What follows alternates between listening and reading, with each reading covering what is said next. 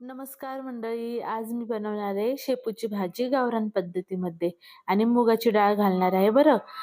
चॅनलवर नवीन असेल तर माझ्या चॅनलला सबस्क्राईब करा बरं का. एवढीच प्रार्थना आहे हो तुमच्याकडे.